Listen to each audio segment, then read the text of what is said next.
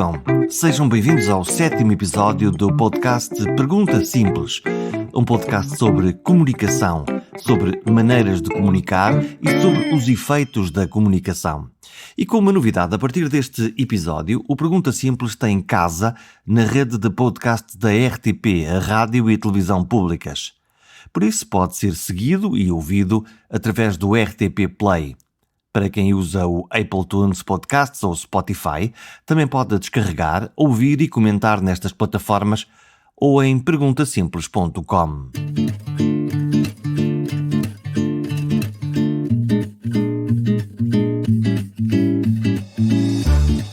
Qualquer hora de conversa com o convidado de hoje é um mundo de ideias, provocações e saberes. É um economista, mas não fala economês. É um professor, mas aceita discutir todos os detalhes e santas ignorâncias dos seus interlocutores, como eu. E é publicamente reconhecido como um especialista em saúde, em economia da saúde, mas não só. Uma das suas áreas de expressão são as chamadas políticas públicas na área da saúde. As escolhas que fazemos, onde pomos o nosso dinheiro, se é que investimos num médico de saúde pública ou num novo hospital, num equipamento ou num medicamento. E atrevo-me a dizer que Pedro Pita Barros é um académico economista, porém político, embora nunca esteja muito confortável com esta ideia do porém político. Pedro Pita Barros é um independente, sempre independente, e isso torna as suas análises ainda mais divertidas e mordazes. Escreve regularmente na imprensa, fala na rádio e na TV, aconselha governantes em Portugal e na Europa e forma uma nova geração europeia de dirigentes e líderes a partir da Universidade Nova, agora em Carcavelos.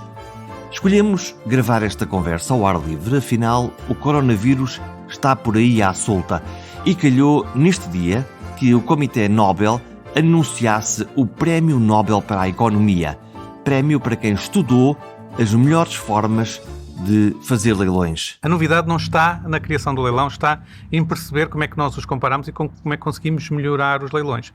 Vamos à questão das vacinas, onde eles têm sido usados. Nós usámos um modelo de leilão em Portugal durante uns anos, bastante agressivo, no sentido em que o concurso de um ano tinha como preço máximo o preço do ano anterior. O que é que isto faz? Ao longo do tempo o preço tem que ser de crescer. O que é que acontece? A dada altura fica deserto porque já ninguém se interessa por aquele preço. E, portanto, o leilão não pode ser tão agressivo de tal forma que ponha toda a gente que pudesse estar interessada fora do mercado. E isso tem que ser pensado. E agora, faz o leilão das vacinas como? Faz propostas e ganha a proposta economicamente mais vantajosa.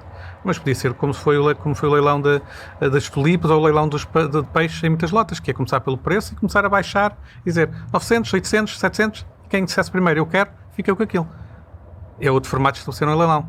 Este leilão é perfeitamente equivalente ao outro de proposta fechada em determinadas condições.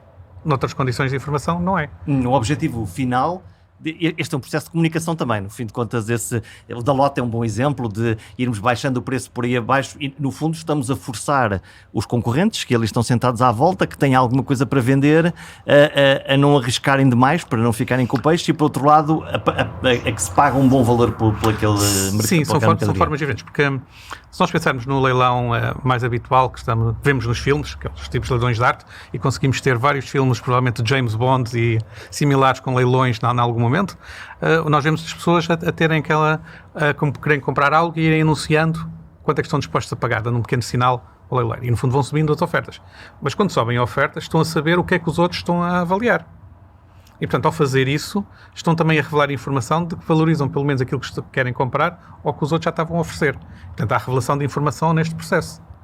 Se eu tiver o outro leilão em que começo por um preço e vou baixando, e aquele que disser eu quero o objeto diz eu compro, e nunca se chega a saber quanto é que os outros valorizam o objeto. E, portanto, as propriedades de revelação de informação são diferentes e eu posso querer pôr um leilão de uma forma ou de outra como forma de ganhar mais receita para quem está a vender, ou posso querer fazer com que, do ponto de vista social, que o que esteja a vender ou o objeto que esteja em transação vá para a pessoa que o valoriza mais.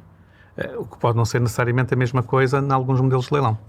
Porquê é que os economistas têm má fama? Eu, quando ouço um economista a falar na televisão, normalmente diz assim: vem aí a crise, o déficit vai subir, alguém tem que pagar a conta. No fundo é uma espécie de astrologia, porque é isso que os economistas fazem, Pedro. Isso é o que muitas vezes se pede que os economistas façam, não é? Tem uma má imprensa os economistas. Não, os economistas até têm uma boa imprensa porque continuam a ser ouvidos e a ser chamados para precisamente fazer a previsão da bola de cristal da vida de todos. Mas a parte mais difícil da economia a economia não é uma técnica por si só, é uma forma de pensar problemas, é uma forma de tentar contribuir para a resolução de problemas. É uma ciência ou é uma política? É uma coisa que está no meio. Existem formas de organizar o pensamento, portanto, existem princípios que nós estabelecemos que o transformam numa parte de ciência e torna-se mais ciência quando nós procuramos explicar aquilo que observamos. Torna-se política porque muitas vezes os economistas dão o outro salto, que é dizer, para além de conseguirmos perceber, ou não, tão bem como julgávamos, o que se está a passar, nós recomendamos a ir por este caminho ou ir por aquele caminho, nesse caso torna-se política, e aí temos já um julgamento muitas vezes também que mistura a análise que vem da ciência com princípios normativos que cada um de nós possa ter e ideias sobre como é que deve ser o caminho que a sociedade deve seguir. E, portanto, anda no meio. Quando nós olhamos para o orçamento, o Governo acabou de aprovar o orçamento, os partidos da Assembleia da República ainda nem tanto, estamos no meio desta negociação. Se aquilo é um documento de contas, de dinheiro que existe e necessidades que existem, chamavam-se 2 ou 3 sábios economistas, sentavam-nos todos numa sala durante 3, 15 dias e, no fundo, acabávamos com um documento perfeito.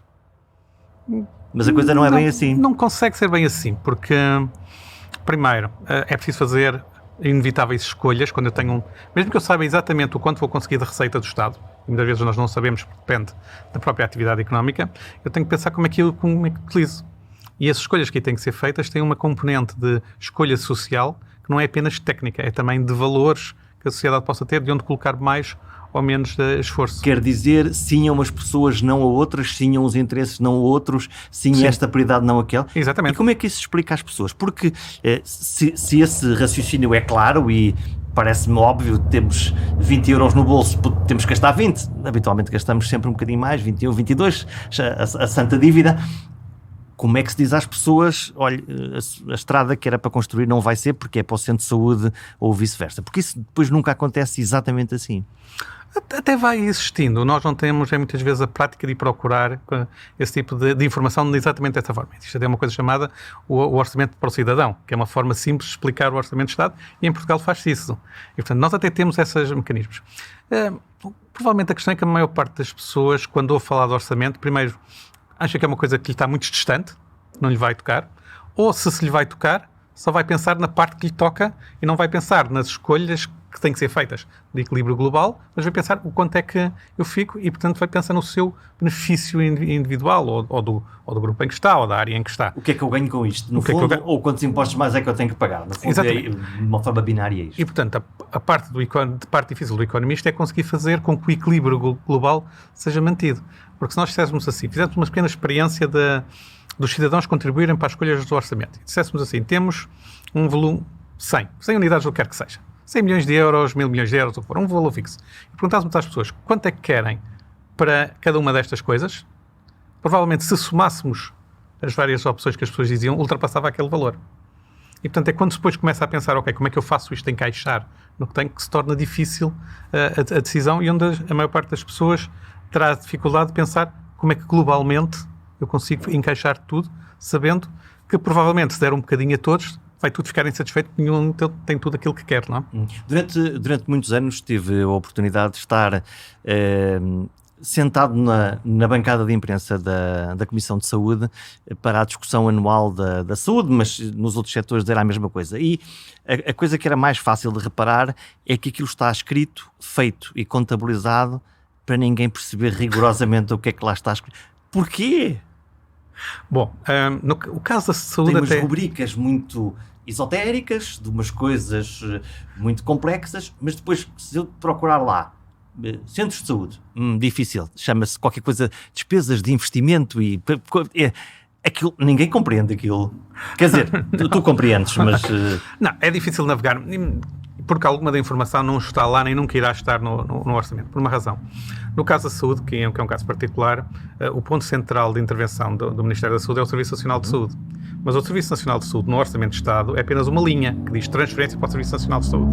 E, portanto, nós não temos um instrumento de compreender como é que o Orçamento do Serviço Nacional de Saúde é usado, que se chama Orçamento do Serviço Nacional de Saúde. que era o que provavelmente deveria existir para nós percebermos como é que os dinheiros são utilizados. E depois perceber o que é que lá está dentro, não é? E depois perceber o que é que lá está dentro. Se nós começarmos a pegar nos vários documentos da ACSS, até conseguimos começar a perceber onde é que aquilo vai encaixando. Mas nunca é possível ter apenas uma visão que diga este é o orçamento da saúde neste ano, ou o orçamento do Serviço Nacional de Saúde este ano, e onde é que vai ser usado. Até porque depois algumas rubricas irão ter números mais ou menos crípticos, que é para deixar alguma margem de manobra para ocorrer a eventos que aconteçam ou prioridades que surjam. Não? O que tu me queres dizer é que os vários ministérios, incluindo o da saúde, preferem ter lá o grande número para depois poderem decidir politicamente na marcha. No caso da saúde, com a transferência para o Serviço Nacional de Saúde, acaba por ser isso que acontece em grande medida. Mas a saúde também tem uma característica muito diferente de outros ministérios, por exemplo, comparando com o Ministério da Educação, que é o que pode acontecer na área da saúde em termos de necessidades, tem muito mais volatilidade do que aquilo que pode acontecer no Ministério da Educação. E aprendemos agora isso. Portanto, eu no Ministério da Educação consigo razoavelmente prever quantos professores, quantas escolas, quantos auxiliares, consigo saber, não é? Na saúde nunca sei quando nos bate à porta uma pandemia ou quando tudo corre tão bem que afinal não era preciso tanto dinheiro. Mas se não fosse preciso tanto dinheiro, o melhor é não dizer e utilizá-lo noutra coisa qualquer.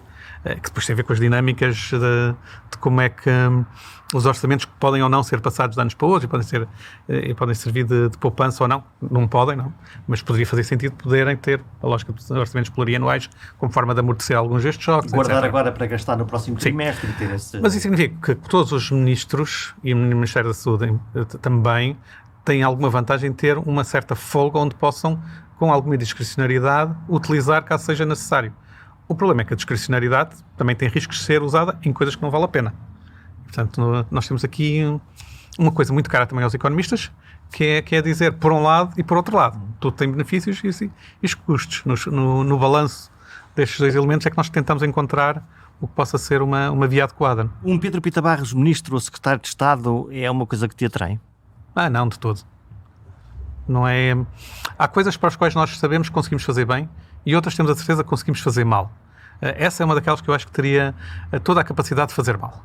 Muito bem. Chegamos, a última vez que estivemos sentados os dois, não a conversar livremente, mas com o microfone à frente, foi quando chegou a Troika a Portugal e estávamos a olhar para o futuro e a dizer o que é que nos vai acontecer, o que é que aí vem, e foi duro, acho que foi duro para toda a gente. Eu sabe-me tanto esses tempos, estes que vivemos agora. Quão duro vai ser isto?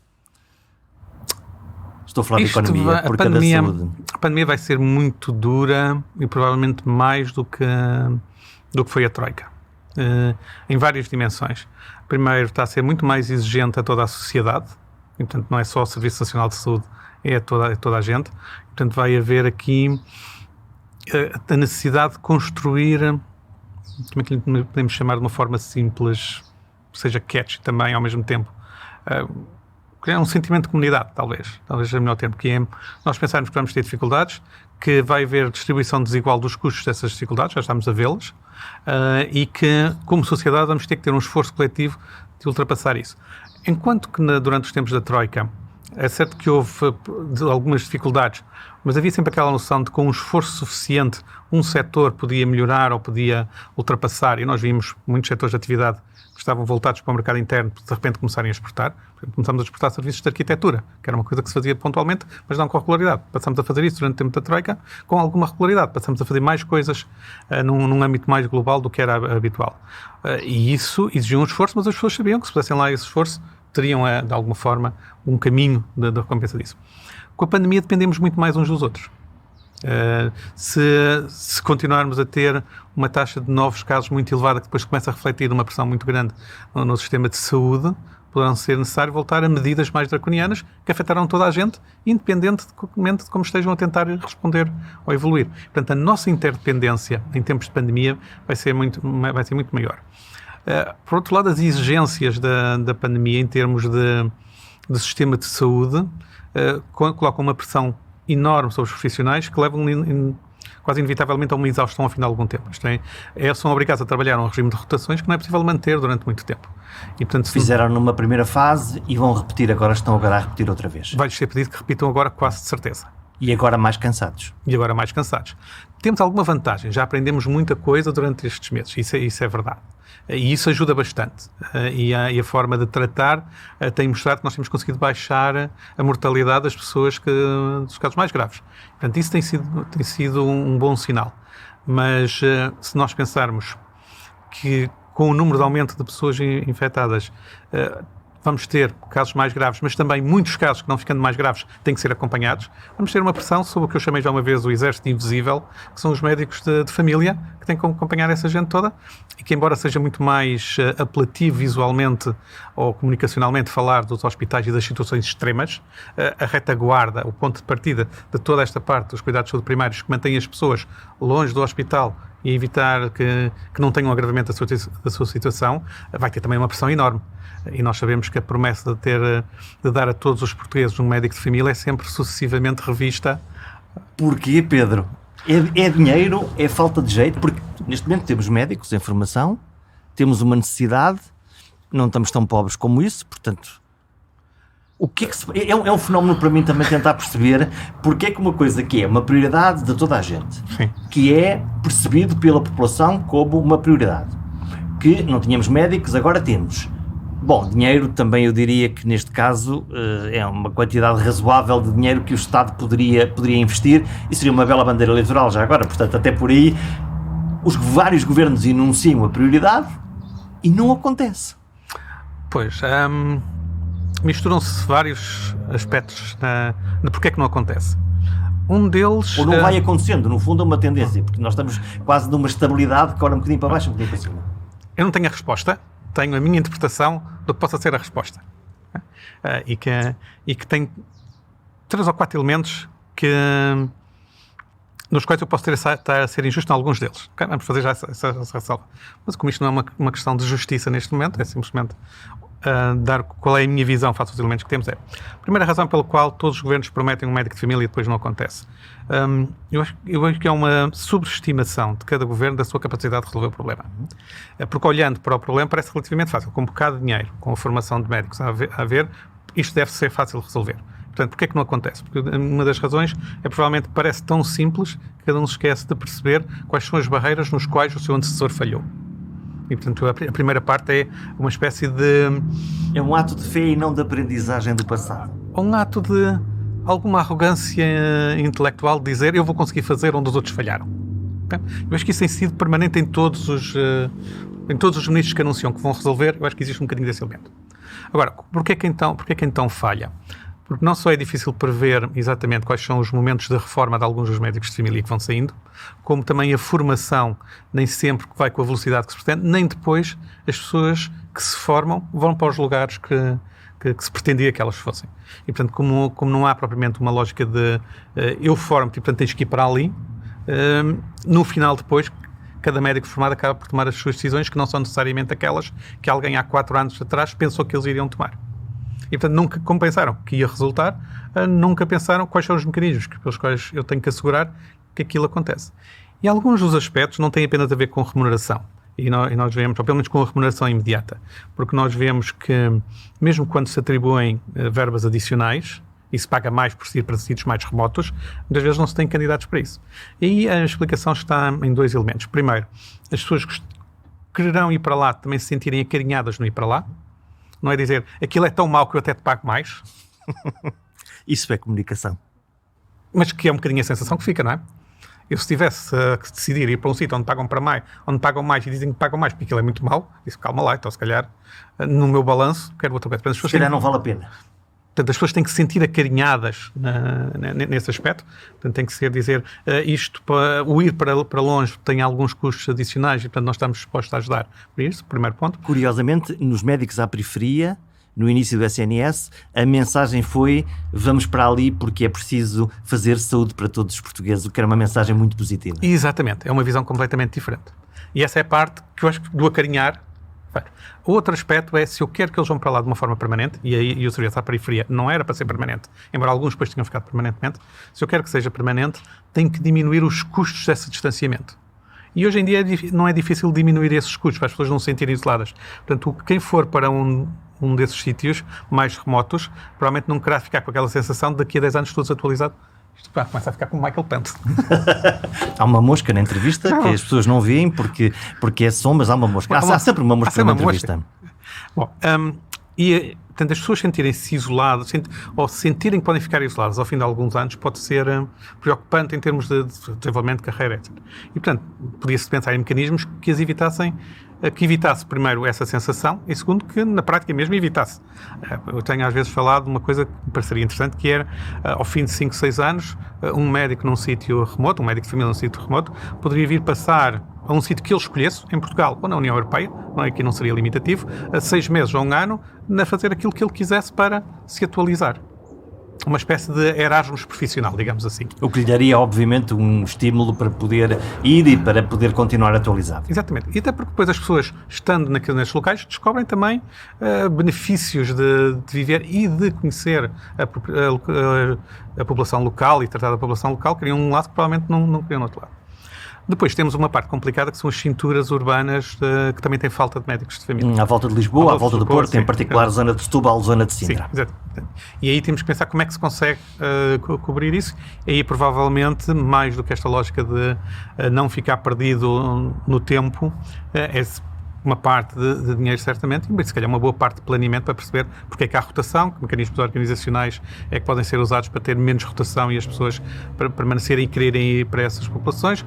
Pode haver a noção de que há populações mais complicadas de acompanhar do que outras e, portanto, perceber como é que se pode criar formas de facilitar esse próprio acompanhamento. Em alguns casos, pensar também no papel dos médicos e os enfermeiros de família em conjunto e, se calhar, até um pouco com a própria rede de farmácias, numa rede mais ampla de monitorização e acompanhamento das pessoas. Portanto, tem que se pensar de uma forma organizacionalmente mais ágil. O que entronca em Portugal depois com as atribuições que as ordens profissionais todas querem ter para os seus grupos profissionais, e isso é também uma barreira que depois, ciclicamente, os ministros encontram. E depois estas lutas são tantas que não dá para fazer todas ao mesmo tempo. E os ministros vão deixando portanto, cair. Tudo isto junto, eu acho que cria uma barreira para que nós não consigamos ter esse objetivo de atingir todos os portugueses com médicos de família. Já falamos do cansaço dos profissionais. Fizeste uma lista de 10 tópicos, dão quase um programa de governo no Expresso neste fim de semana. Desafio do cansaço dos cidadãos. Eu estou, não sei se tu estás, fartos da Covid, fartos da não liberdade, apesar de agora conseguirmos fazer algumas coisas, fartos disto estar sempre como uma espada sobre a nossa cabeça a dizer ainda não podemos viver livremente.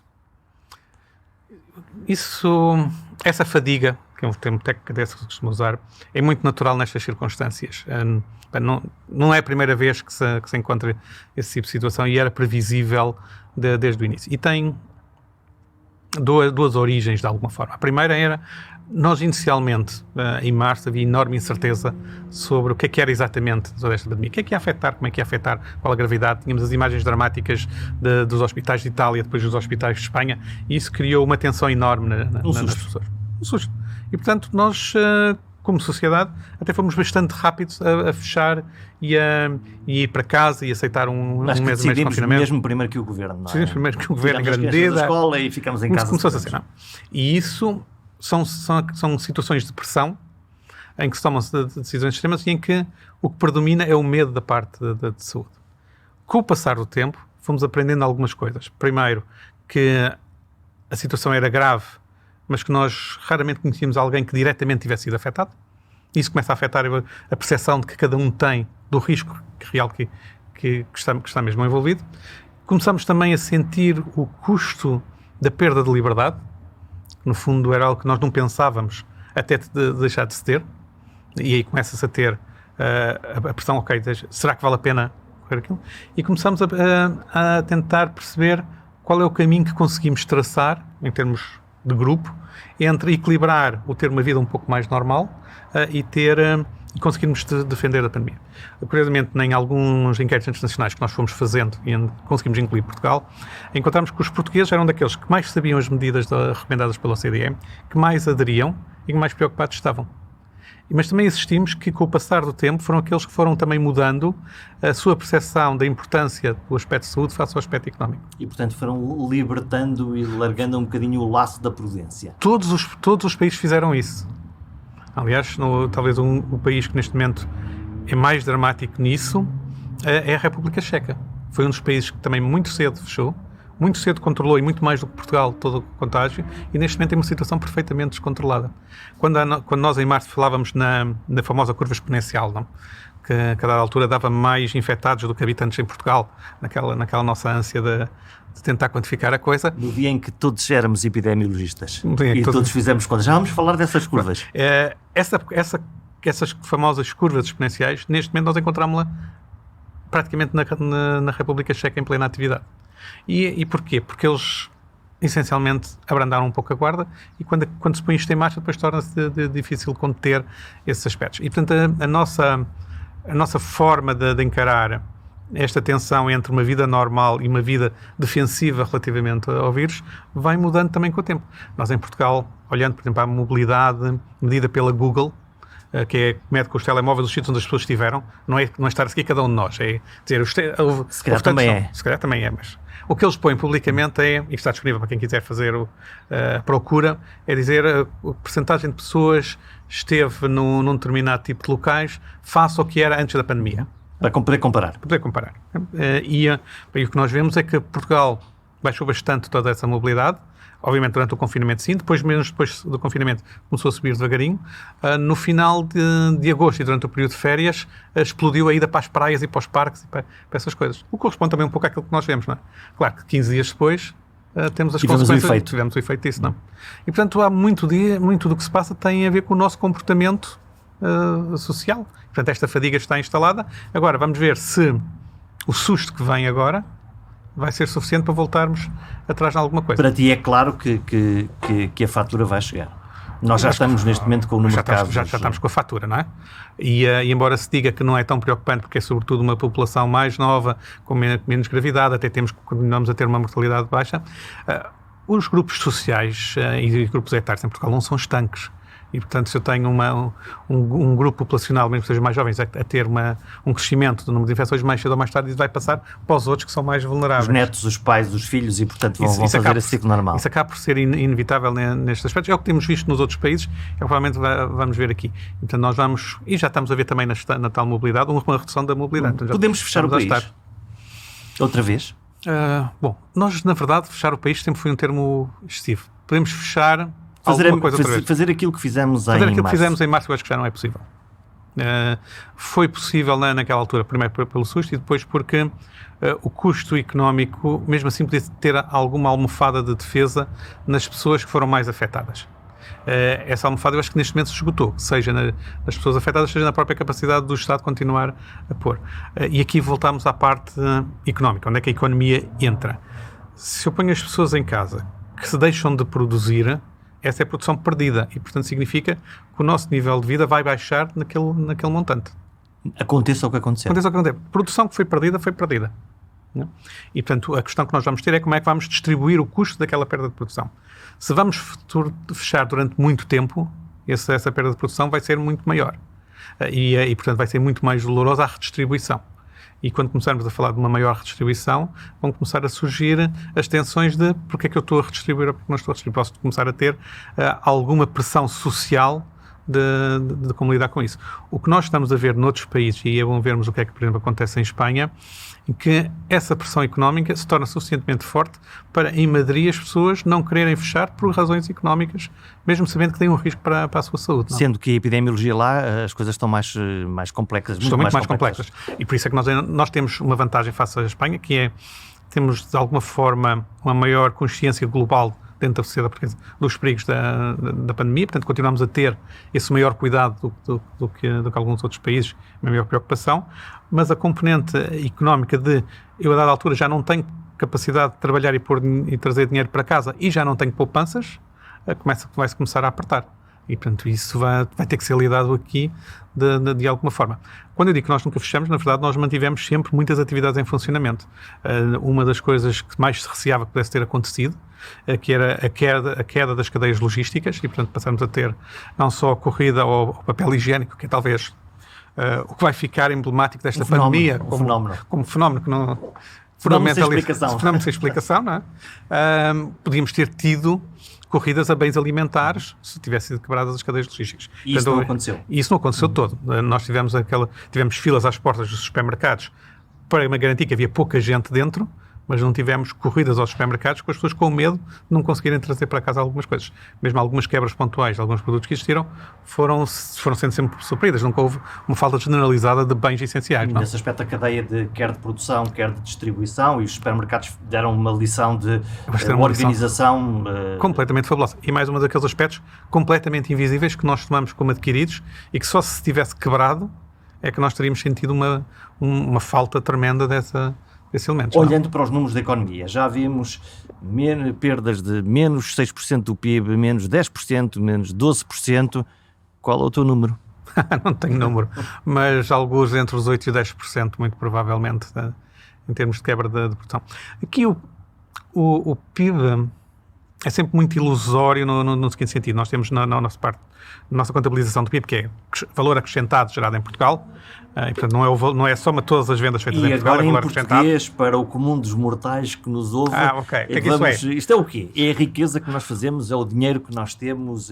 Não, é quando compramos algo, quando adquirimos um serviço ou um produto, há uma diferença entre o preço que estamos a pagar e o que custou produzir esse serviço.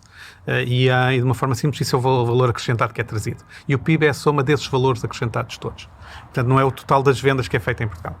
Ora, o que significa que dentro do PIB temos uma coisa muito grande em Portugal, que era o turismo. Isto é, o que nós vendíamos de serviços a turistas que cá estavam, contava muito nesse valor acrescentado. Isso basicamente desapareceu com as mobilidades. Enfim, agora começa a haver um bocadinho mais turistas, mas não é de todo aquilo que tínhamos. E, portanto, essa quebra vai cá estar sempre de forma permanente.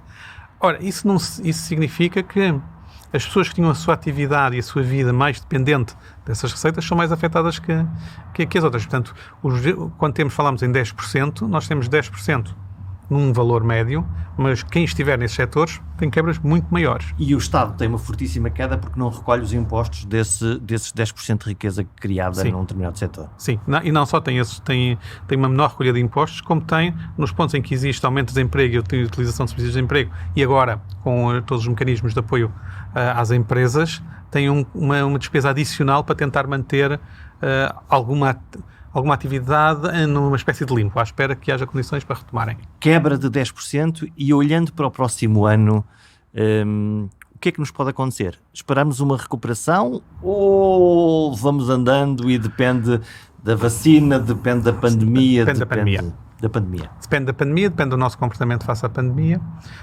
e depende da nossa capacidade durante os próximos meses, digamos até fevereiro, de nós conseguirmos, como sociedade, em cada uma das nossas decisões, ajudar a controlar a pandemia, de maneira que consigamos manter atividades sociais, atividades económicas a um nível que permita manter essa componente de criação de riqueza.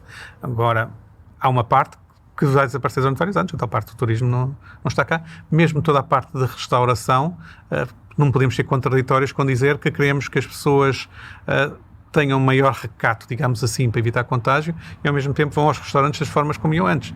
Não é possível. Portanto, nós também temos que perceber que algum custo económico vai estar mais permanente. O custo económico de fechar fábricas, por exemplo, ou atividades que poderiam estar a funcionar e que têm que ser fechadas apenas por situações extremas, isso é que nós podemos tentar evitar uma queda tão grande associada a isso. Portanto, podemos evitar a situação mais perto do extremo, que foi o que tivemos em março de abril. Não é? Aí nós devíamos tentar evitar de alguma forma de voltar a essa quebra. Nestas condições atuais, é crível, podemos acreditar que a economia cresce 4%, 5% no próximo ano, mitigando mais que não seja esta queda? Bom. Ou muitos pontos de interrogação aqui? Muitos pontos de interrogação e precisamos ter... Aqui é a tal parte em que os economistas vão divergir profundamente em tudo e se calhar o mesmo economista de manhã e à noite vai começar a dizer coisas diferentes. A diferença central vai ser qual é a base que eu vou querer usar para calcular o crescimento do próximo ano.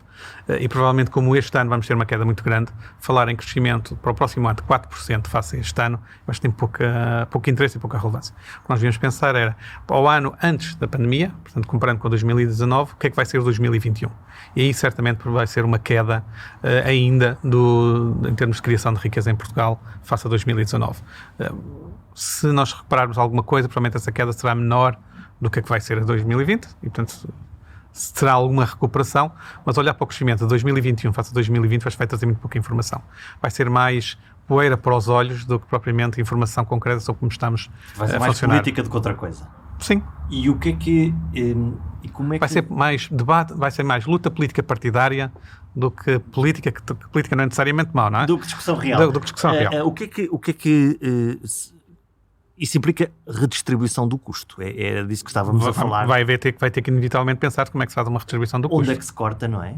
Onde é que se corta, ou onde é que se mexe eventualmente em algum tipo de impostos que se queira, que se quiser usar isso. Embora me pareça que nós na parte de impostos, desde o enorme aumento de impostos da Troika, nós temos muito pouca margem para estar a mexer em impostos, seja diretos de IRS, seja indiretos como o IVA. Nós estamos perfeitamente no limite do que se consegue extrair neste momento. Isso implicaria cortes em setores chaves sociais? Estou a pensar segurança social, estou a pensar saúde, porque o discurso aqui varia sempre entre saúde é um investimento, saúde é uma despesa, e vice-versa, na segurança social também, na educação, as grandes despesas do Estado. Nós vamos ter a famosa orgia financeira. A bazuca. A famosa orgia financeira, que vai permitir, de certa forma, fazer com que seja o futuro a pagar parte destes custos agora, não? Uhum. E, portanto, a quebra que vai ser preciso em algumas outras despesas não vai ser tão grande como seria se não tivéssemos essa bazuca, essa orgia financeira. Mas a bazuca vem para onde? É porque eu ainda não consegui perceber isto, quer dizer, já percebi que há muito dinheiro e que ele vem da Europa e que estamos todos muito felizes e todos queremos um pedacinho. Estas três coisas eu consegui perceber. Vamos pôr só aí uma nuance. Prometeram que vem muito dinheiro, que é uma coisa diferente de vir de facto muito dinheiro.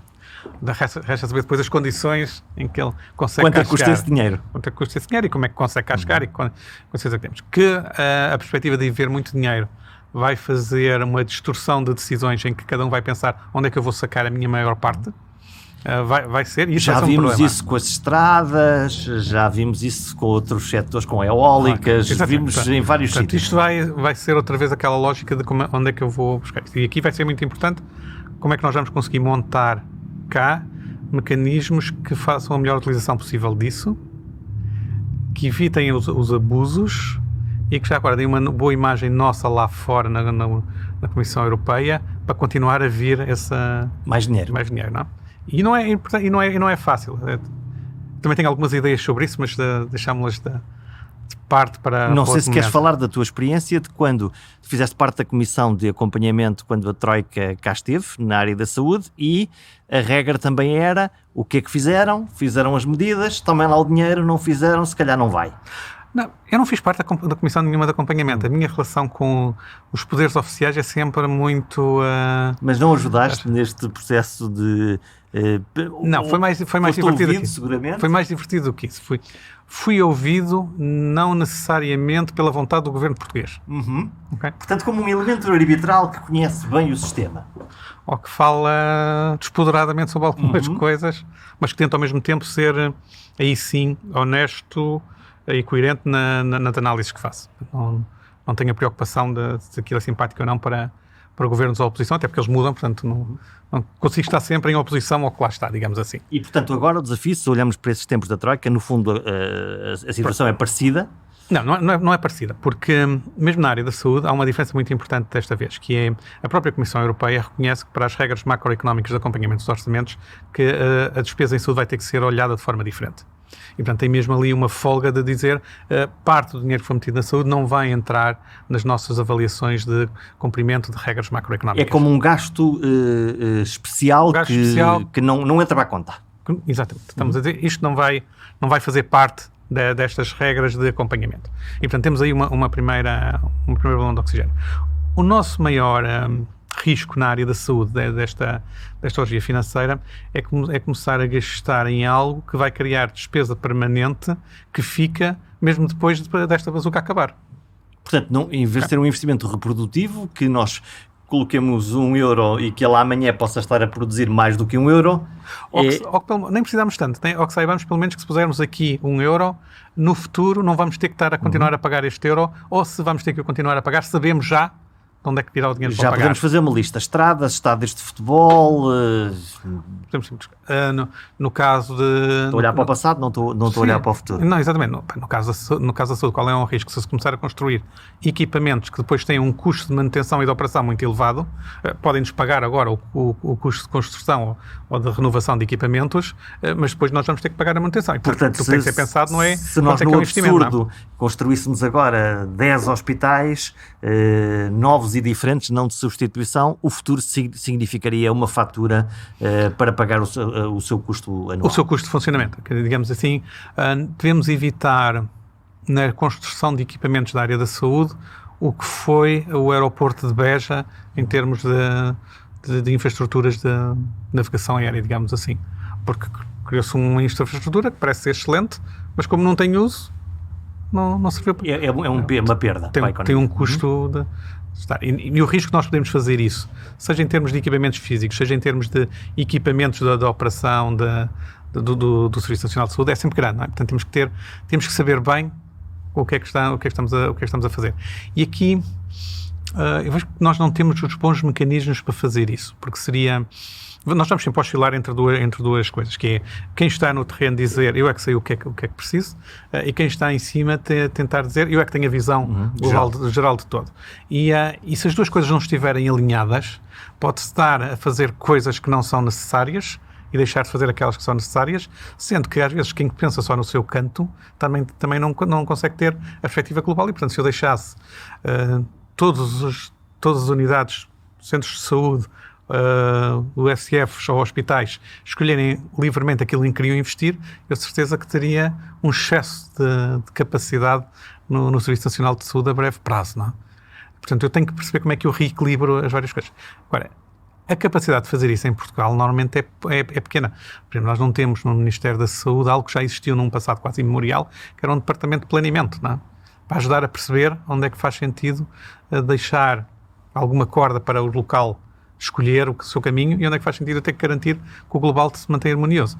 E, portanto, se tudo se torna apenas uma questão de qual é a capacidade que cada Presidente do Conselho de Administração tem de convencer o Ministro ou o Secretário de Estado que estiver lá na altura, nós não temos necessariamente um todo coerente no final. Quando... Quero voltar à comunicação. Como é que, como observador das políticas públicas, como é que tu olhas para o processo de comunicação, e é só disto que eu estou a falar, dos vários agentes do Estado? Podemos ir desde o Presidente da República até o Presidente da Câmara, podemos ir de alto a baixo. O processo de comunicação desta pandemia, quer dizer, ou podemos pegar nos números que os matemáticos produziram, assustadores, as tais curvas exponenciais, em que subitamente havia seguramente 20 milhões de portugueses com Covid, apesar de só termos 10 milhões, estou obviamente a exagerar. Como é que olhaste para este processo de comunicação? Quase começa com o Presidente da República a fazer um teste em direto e a autoconfinar-se 15 dias. Este é o início da narrativa comunicacional dos poderes. Olha, eu acho que a minha sensação, eu não sou especialista de comunicação, portanto é apenas observador externo, a minha sensação é que nós tivemos uma primeira fase que correu bastante bem. Porque face a uma situação de susto, como já falámos aqui, houve alguma calma no sentido de estabelecer mecanismos de comunicação e mecanismos de comunicação através de meios tradicionais, como a televisão, com os briefings diários, mas que se dava às pessoas uma atualização credível do que estava a acontecer.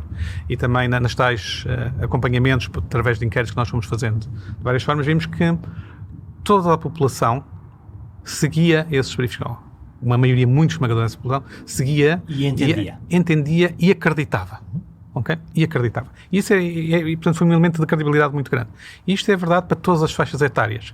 Mesmo aquelas mais jovens, que nós achávamos que a utilização de Facebook ou outras coisas desse género pudessem ter importância para eles, WhatsApp, etc., usavam mais do que os da idade mais avançada, mas também ouviam muita televisão e quando tinham que pôr um elemento de credibilidade, conseguiam dizer que acreditavam mais no que vinha nesses comunicados. E a voz pública funcionou. E a voz pública, eu acho que aí funcionou. Portanto, temos aí uma primeira fase que eu acho que funcionou muito bem. A partir da altura começa a haver dois elementos a premiar isso, em começar a criar brechas nessa parte. A primeira delas, começa-se a criar o tal cansaço, e portanto, a da altura já se começava a ser previsível que não valia a pena manter os briefings diários e que podiam-se passar a ser mais alternados, numa altura em que já outros países já tinham começado também a difundir isso, mas que é importante manter essa presença de credibilidade, por um lado, e isso começou a ser claro, e por outro lado, começou-se também a perceber que alguns dos anúncios começavam a ter outras preocupações que não apenas a saúde pública e que não eram explicitamente reconhecidos. Portanto, um cruzamento de mensagens entre o que eram os factos, o que eram as necessidades de proteção de saúde pública e uma agenda política. Há uma agenda ainda de saúde pública, no sentido em que a própria saúde pública tem que equilibrar um pouco o que acontece na economia com as outras medidas, mas em que algumas das afirmações que foram sendo feitas não foram no caminho de continuar aquela credibilização. Digamos, se quisermos pôr um marco aí, eu até consigo apontar, não sei o dia, mas podemos ir ver o dia, mas o dia em que eu senti, como cidadão, e depois percebi que era uma percepção um bocadinho mais geral, em que tinha passado uma linha invisível nessa parte de comunicação. Foi quando, a propósito das viagens aéreas, se disse que as pessoas, como estão sentadas lado a lado, mas olharem em frente, que não há perigo de contágio. Ou que há muito menor risco de contágio. E nós, pobres cidadãos, olhamos para aquilo e desconfiamos fortemente. Exatamente. Eu acho que esse ponto, o momento em que se diz isso, é muito menos honesto do que dizer vamos ter que aceitar um pouco mais de risco, porque não podemos ter. Se dissesse às pessoas, vamos ter que aceitar aqui um pouco mais de risco, porque vai ser preciso e porque não podemos parar completamente isto, acho que se entendia dizer que não, isto é perfeitamente coerente com tudo o que estávamos a dizer até antes, até o risco é menor. Eu acho que isso contribui para cair um pouco. Reduz a credibilidade da mensagem, no fundo, a mensagem geral. A partir desse momento, eu acho que as pessoas começam a perguntar, cada vez que existe uma afirmação, fazem um screening muito maior dessa afirmação. Vão filtrar muito mais. Isto é porque exatamente? É mesmo assim? Ou existem outras coisas que também são importantes, está certo, mas que não nos estão a dizer? Eu acho que isso foi até certo ponto percebido, porque depois, mais à frente, reafinou-se essa comunicação. Portanto, este equilíbrio entre aspectos mais de economia, de sociedade, e podemos colocar aqui a questão das escolas, não como uma questão económica, mas como uma questão de sociedade, quando começámos a ter esses elementos, vemos que a comunicação desses elementos deixou de ser feita nesses briefings, passou a ser feita noutros momentos. E, portanto, eu acho que em algum sítio perceberam isso. Agora, também nessa parte de comunicação, também passou a ser à altura um pouco mais caricato, quando o Presidente da República publicamente sugere a forma da comunicação de apresentar primeiro os números positivos e depois os outros. Agora aí começa a haver uma confusão de papéis aí. E, portanto, a dada altura dá uma sensação que se deixou de pensar muito nesta comunicação. Hoje em dia, digamos, desde o final das férias, eu creio que passamos a ter alguma falta de pensamento mais estruturado sobre como é que devia ser feita alguma dessa comunicação. Isto porquê? Porque nós sabemos que isto vai ser um período agora difícil, e, por exemplo, sabíamos que a abertura das escolas iria criar uma enorme ansiedade, e não houve, embora tenha sido feita várias comunicação, não houve propriamente um plano de comunicação claro sobre as escolas. Eu não tenho já filhos em idade escolar, mas andei à procura e não vi nenhum sítio onde eu facilmente conseguisse perceber o que é que eu tenho que fazer se tiver algum receio ou alguma dúvida. E isso veio mais tarde, dizer que existem linhas de apoio, etc., mas não é fundo, suficiente. Um plano de comunicação que envolvesse o cidadão e o seu próprio movimento, em vez de ser uma coisa diretiva de cima para baixo. Exatamente. Será que alguém foi perguntar aos pais que informação é que eles gostariam de ter durante o momento da abertura das escolas para lhes poder ser dito onde é que poderiam ter essa informação, ou dizer que não era fácil tê-la e, portanto, terão que encontrar outras formas de obter. E não existe. Mesmo quando agora foi disponibilizada a versão preliminar, ao final, não sei ainda, do famoso plano outono-inverno, nós olhamos para o documento e a sensação que fica é que é um documento fechado sobre os serviços de saúde. Eu olho para aquele documento e penso, se eu fosse um cidadão... Foi feito em casa e o lá fora não entrou ali. Não é o lá fora, não entrou ali, porque a forma como está feito o documento é um documento que é bastante completo. Eu acho que toca todos os pontos essenciais, mas toca todos os pontos essenciais do ponto de vista da organização dos serviços de saúde. de um ponto de vista de comunicação, que era o que estávamos a falar, era importante que um cidadão ouvisse falar. Existe um plano outono e inverno. Eu vou lá e tenho uma secção que diz para o cidadão o que é que ele precisa de saber, do que deve fazer, se acontecer isto, se vir aquilo, se tiver este receio. Se o meu filho tiver febre, logo o que é que eu faço? Se não conseguir ligar para o centro de saúde, quais são as minhas alternativas? E esse tipo de plano não está lá. Se eu tiver o meu filho com febre, devo verificar se os outros colegas da turma também têm a mesma questão. Não.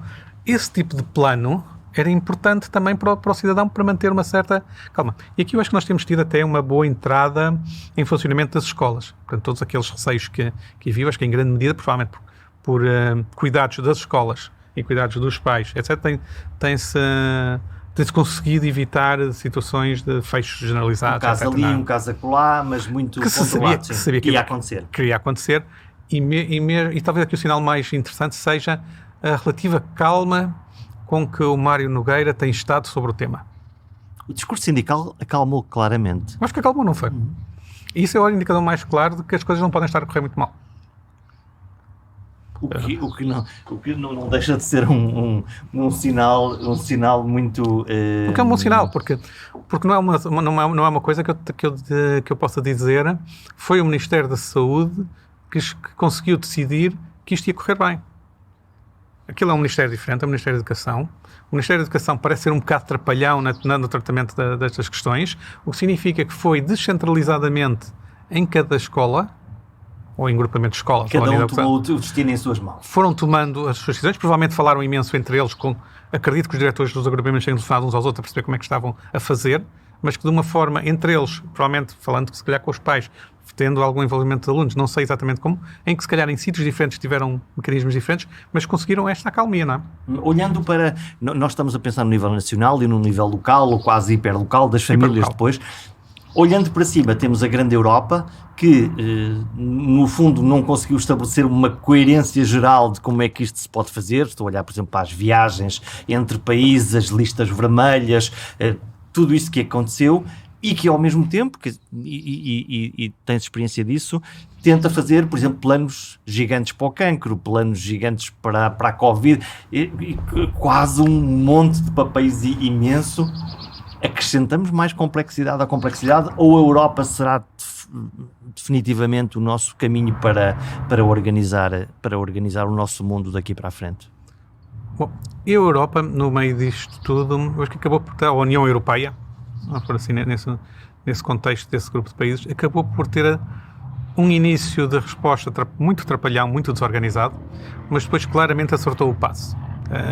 Coisas que se falaram no início de alguns países estarem a proibir exportação de equipamento para outros países, parou. Deixou de se ouvir falar nisso, porque deixou de existir. Portanto, houve aí algum trabalho, até de alguma forma, se calhar invisível para o comum, mas que deve ter sido feito nos bastidores que parou isso. Uma outra área onde a Europa começou e atuou, parece-me que bem, foi na preparação da vacina. Da compra da vacina, criar mecanismos globais, global de compra e de garantia de que a Europa vai ter acesso. E não perdendo a perspectiva mais mundial do aspecto. Isto é, não se fechou na Fortaleza Europa e disse vamos só comprar para nós, vamos numa perspectiva mais global. Portanto, conseguiu manter alguma lógica de solidariedade global dentro de uma resposta de toda a União Europeia. Agora, descer mais abaixo disso, hoje em dia é muito complicado, porque cada país tem o seu sistema de saúde. Alguns países têm sistemas muito descentralizados dentro do país e, portanto, torna-se muito difícil aquilo chegar. Começa-se já, provavelmente, a apontar para que algumas iniciativas europeias na área da saúde venham a ter lugar. A Ursula von der Leyen referiu isso no seu discurso do Estado da União Europeia. Resta saber que caminho é que se vai conseguir fazer, de facto, aí, porque cada sítio, e, portanto, é mais do que cada país, é muito cioso isso. Basta, por exemplo, ver toda a luta que tem havido política em Madrid entre o governo central e o governo local. Que não se entendem. Sobre se fecha a cidade ou não fecha a cidade. E, portanto, não é preciso agora estar a adicionar uma terceira camada, que é a União Europeia, vir a ter uma opinião sobre se Madrid fecha ou não fecha. Portanto, nesse aspecto, eu acho que eles conseguiram aprender um pouco o passo. Também foi muito interessante a União Europeia ter fomentado naquele período mais crítico, ou ter apoiado na medida possível, ter pelo menos encorajado algumas trocas de doentes, poucas, mas algumas trocas de doentes mais críticos entre países. Itália, Alemanha, França, Alemanha. É muito marginal, mas o princípio ficou estabelecido, que é um país, o sistema de saúde de um país, mesmo com uma organização diferente, pode, numa lógica de solidariedade europeia, ajudar o outro. O conceito foi muito pequeno, mas se calhar foi um princípio para quando houver outras necessidades do mesmo tipo, possa-se ter mecanismos mais fortes. No fundo é dizer é possível, não é impossível, e portanto isso pode facilitar no futuro. Portanto eu tenho alguma esperança que não será nos próximos 6 meses, mas que num prazo de 5 anos, 10 anos, haja um papel maior da própria União Europeia disto. Eu devo dizer que sou muito europeísta, portanto tenho aqui um bias, sou um economista com um bias muito grande para o espaço da União Europeia, claramente. Portanto, isso tem que ser descontado. Muito bem, está descontado desde já. Estamos a fechar esta entrevista. Quero olhar 1 minuto, 2 minutos para o futuro ciclo político pós-Covid, quando estivermos todos descansados, eventualmente com este governo ou com outro qualquer, quando chegar o primeiro-ministro da saúde de um novo ciclo, que acontece, o tal ministro reformista que acontece habitualmente. Que carga de trabalhos tem esta pessoa para resolver? O que é que tem que fazer mesmo para garantir que o nosso sistema se consegue modernizar? Posso usar a expressão? Vai depender muito de quanto tempo ainda durar toda esta situação de pandemia, porque se nós tivermos mais 1 ano e meio deste tipo de situação, quando entrar um ministro reformista daqui a 2 anos ou 3, vai colar cacos e vai ter muitos cacos para colar. Vai ter cacos associados com as profissões de saúde, inevitavelmente, que não é uma coisa nova. Digamos assim que quando em 2014 se anunciou que estava terminado o programa da Troika, e já não sei exatamente em que contexto foi, me foi perguntado qual era o desafio maior que havia naquele momento, que eu disse profissionais de saúde. Porque na altura, durante a Troika, tinham tido cortes de salários, aumentos de tempo de trabalho, estava tudo a mudar, a vir para trás, era evidente que nos próximos 2, 3 anos existiria uma pressão enorme ali. E isso até hoje nunca foi totalmente resolvido. Em cima disso vamos estar agora a adicionar toda a exaustão que isto está a exigir, mas vai ser preciso depois perceber como é que se vai lidar com isso. E, mais uma vez, não é só condições remuneratórias que vão estar em questão, vão estar certamente em cima da mesa, mas se calhar vamos ter que pensar também como é que se começa a organizar de forma diferente o trabalho que é feito, se vamos levar a sério algumas transformações que estão a ser testadas agora com a Troika por necessidade extrema, tudo que tenha a ver com tele qualquer coisa na saúde, vai ter que ser bem pensado depois. Há uma experiência que começou pequena, mas que esta agora tem todo o espaço para ser diferente em termos de dimensão e de crescimento, que é a hospitalização domiciliária, como forma de ter maior capacidade hospitalar de uma forma flexível e ao mesmo tempo mais favorável para o cidadão. E agora vem as doenças neurológicas, as Alzheimer, diz que nem sequer estavam no radar e começam agora a estar. Vão começar a estar. Vamos ter toda a parte de recuperação da saúde mental das pessoas depois disto terminar, e vamos ter que perceber, e quem vier nesse regime de reformistas vai ter que perceber o que é conjuntural daquele momento e como é que lança a parte do próximo ciclo. Provavelmente o pior que poderia acontecer era haver um ministro reformista que achava que pela publicação de um novo regulamento da Lei de Bases de Saúde, uma coisa assim, resolvia os problemas todos. E nunca foi assim, nunca vai ser assim. E, portanto, a questão é conseguir perceber como é que do que vai ser a evolução do sistema nos próximos 6 meses, 9 meses, 1 ano e pouco, o que é que dali se vai conseguir aproveitar para mudar formas de organização e formas de funcionar. E esse é talvez o desafio mais crucial que lá está. Claro, vamos continuar a ter questões de pressão financeira, vai sempre dizer que o dinheiro não chega e se houver mais dinheiro há sempre uma forma de o gastar mais, e portanto essas pressões vão lá estar, mas não vai ser o essencial do que um ministro reformista vai ter que lidar. O que me espanta sempre, e aqui quase que posso apostar que qualquer que seja o ministro, isso vai ser a situação, ele não vai ter lido o documento que a Gulbenkian fez em 2014, que tem lá já de uma visão geral comum da sociedade, uma série de caminhos que toda a gente concordou na altura, mas depois quando chega o momento de fazer e concretizar, depois não acontece. Algumas coisas terão que ser ajustadas, mas o que me preocupa é nós somos muito bons a ter a tal história de visão e somos muito bons a ignorar depois as barreiras que temos a isso. Não é aquela coisa que somos maus na implementação. Sermos maus na implementação é um termo que neste momento me desagrada muito, porque acho que não é verdade. O que nós somos maus é a perceber quais foram as barreiras que estão lá. E, portanto, como não as percebemos e achamos sempre que os outros falharam porque eram incompetentes e eu não sou... Falhamos outra vez. Falhamos outra vez. É o fim do SNS? Não. Não, eu acho que o SNS, enquanto instituição portuguesa, ganhou um espaço que não desaparecerá. Porque é muito claro que as pessoas em Portugal sentem muito conforto com a lógica de ter uma prestação pública de cuidados de saúde. Não é só a proteção em abstrato de seguro, é a própria prestação pública em muitas características, e isso dificilmente desaparecerá rapidamente. E, portanto, não estou a ver, a não ser que exista um cataclismo tal que tudo desapareça, não estou a ver como é que o SNS irá desaparecer. Agora, o SNS vai ter que se mexer também, não é? O SNS vai ter que ser mais ágil a procurar soluções, algumas locais e algumas hiperlocais, para as necessidades da situação, em vez de ter aquela hiperrigidez de que tudo tem que ser igual em todo o país, porque senão alguém protesta, não? Espero que não tenham ficado muito pessimistas no fim desta conversa. Já todos percebemos que a Covid-19 está a ter custos altos na nossa vida, no nosso dia-a-dia, na nossa saúde e economia, e que a conta a pagar vai ser alta. Mas também descobrimos que, como sociedade, estamos a responder bem e a resposta do SNS tem estado à altura.